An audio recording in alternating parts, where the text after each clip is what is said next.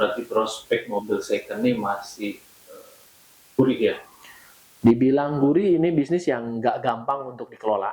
Ya, nggak gampang. Karena salah satu bisnis yang tidak ada pabriknya, Mas. Kalau mobil baru kan dibikin pabriknya. Mobil bekas pabriknya di mana? Ya, nggak ada pabriknya. Suppliernya nggak tetap, Mas. Jadi ini bisnis seni, bisnis yang belum tentu semua orang tuh bisa sama menilainya. Tahu harga pasaran, tetapi ketika menakar satu mobil ini belum tentu sama hasilnya. Ini bisnis seni, ya gitu. Jadi proses standarisasinya juga pasti butuh tantangan. Jadi bisnis yang seolah-olah dilihat gampang, tinggal beli kemudian jual, tapi pada prakteknya ketika menjalankan perlu ekstra hati-hati. Gitu. Ada cerita selama dalam showroom berjalan, atau ada cerita yang unik? Sering ya, pasti kalau itu mau dapat ya. Kita juga udah pernah beli mobil terus ketipu. Itu ternyata mobilnya suratnya asli, ternyata mobilnya katanya mobil dicuri. Aduh, akhirnya ya kita kalah sih di pengadilan, di persidangan karena ya satu dan lain hal dah. Gitu. Ada yang begitu. Akhirnya juga. Terus kemudian kita hampir juga ketipu yang namanya waktu itu skema segitiga. Jadi ngakunya penjual, kayak gitu-gitulah, harganya lebih murah dan sebagainya. Itu hampir juga. Tapi selamatnya kita di make sure biasa. Ini mobil bapak.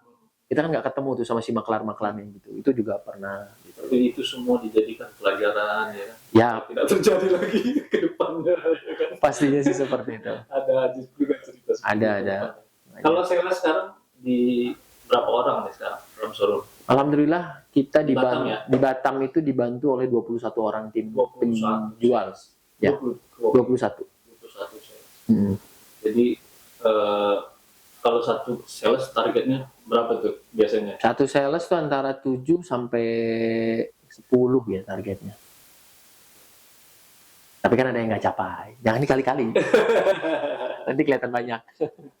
Terus Pak Asep ini juga selain sebagai pengusaha mobil second juga aktif juga di beberapa organisasi ya. Betul.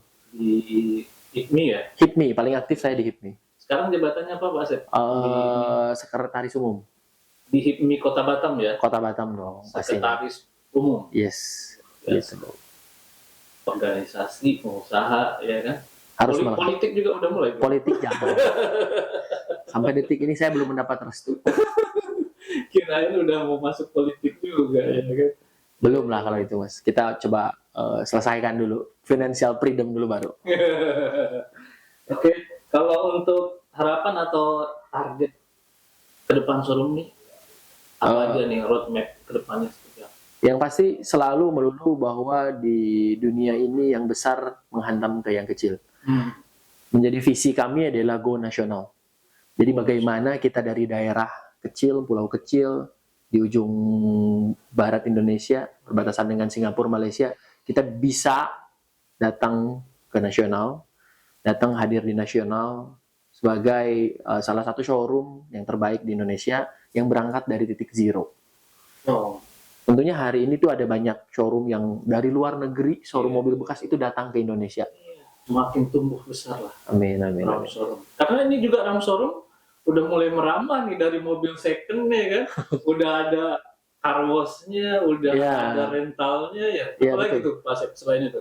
Itu kan jadi turunan bisnis ya, yang ibaratnya kalau Mas Indra udah beli mobil ke kita tentunya perlu perawatan, maka kita siapin namanya RAM service itu untuk servis mobilnya. Servis mobil. Nah, setelah servis ternyata Masnya nyenggol-nyenggol dikit butuh dicat ulang nih.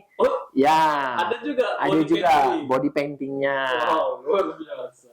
Pengen rawat, pengen salon, mobilnya pengen wangi, pengen bersih terus. Kita juga ada salonnya. Salon ada juga. Ya, itu memang protection untuk kendaraan yang sehat itu kan harus dirawat gitu loh ya.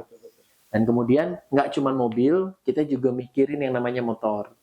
Ada juga motor. Hari ini motor kita itu sudah 5 cabang di Batam, tapi masih di Batam saja. Wow, ada showroom motor juga ternyata. Showroom motor gitu. 5 cabang di Batam. 5 cabang di Kota Batam. Nanti yang mau tinggal datang aja.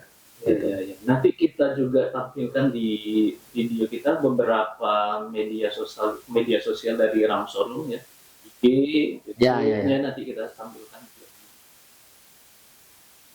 Kemudian untuk pertanyaan selanjutnya Pak Asep, selama Pak Asep sudah merintis atau dunia usaha ini, mungkin punya beberapa atau satu prinsip yang selama ini tetap dipegang, itu apa? Prinsip fundamental sih yang selalu dipegang ya. Yang pasti kita tuh sebagai pengusaha tuh jangan sampai ngerasa pinter, ngerasa benar. Karena pasti ada insight yang terus kita ambil. Jadi harus banyak mendengar, melihat, dan belajar. Ya, terus berikutnya ada 2 fundamental juga yang saya pegang. Yang pertama, tetap kita harus jago jualan. Yang kedua, kita harus jago kelola keuangan. Jadi itu dasar. Jadi mau melakukan apapun, hitung dulu, lihat dulu apa efeknya. Gak cuma lihat dari sisi keuangan kan, tapi dilihat dari sisi efek-efek lainnya. Gitu. Oke, mungkin pertanyaan terakhir, Pak Asep, apa kiat-kiat agar sukses dalam menjalankan suatu bisnis? Sebetulnya ini pertanyaan yang simpel buat dijawab, tapi susah untuk dilakukan. Aktual ini susah. Ya, karena yang pertama bagi yang mau teman-teman baru mulai berusaha, yang pasti harus disiplin.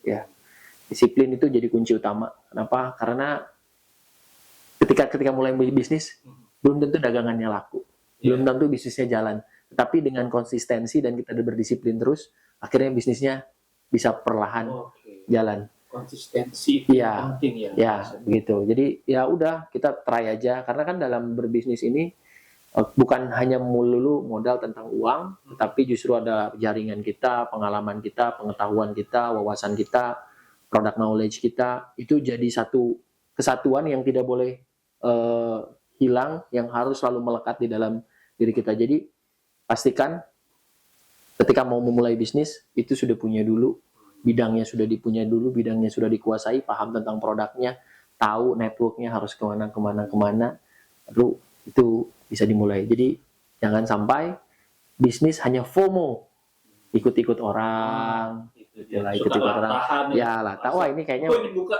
kafe, buka. Pindah biliar.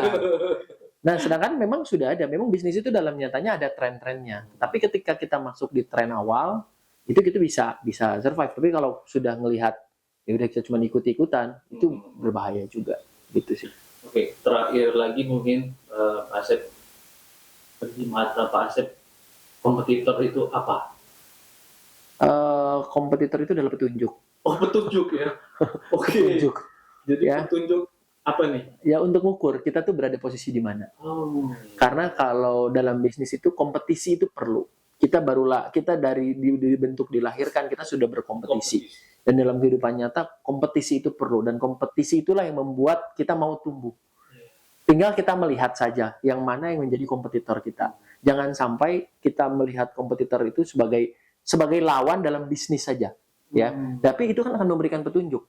Hari ini kami bisa berpikir berbenah dari sisi branding, dari sisi sales, dari sisi bagaimana kita harus bangkit ke nasional, itu karena ngelihat kompetitor. Karena ngelihat, ini kok ada perusahaan dari luar negeri masuk datang ke Indonesia dan berbisnis mobil bekas di Indonesia. Kenapa harus dia? Kita pelajarin. Akhirnya kita pelajarin. Setelah kita pelajarin, dia lah yang memberi petunjuk kan kepada kita. Akhirnya kita mau naikin kelas kita, naikin levelnya perlahan. Nah, dari situlah jalan untuk berkompetisi. Iya, kita harus bersaing dan berkompetisi. Kalau yang nggak berani berkompetisi, rasa-rasanya kita lahir aja penuh dengan kompetisi. Betul. Oke, luar biasa sekali perbincangan santai kita dengan Pak Asep kali ini. Semoga Aram Showroom semakin maju. Amin. Visinya Go Nasional bisa tercapai. Didoakan bareng. Semoga. Tapi doa aja doa aja tanpa usaha kan sia-sia kan ya. Ya contoh lah misalkan Mas Indra doain, tapi kalau nggak beli mobil di kita.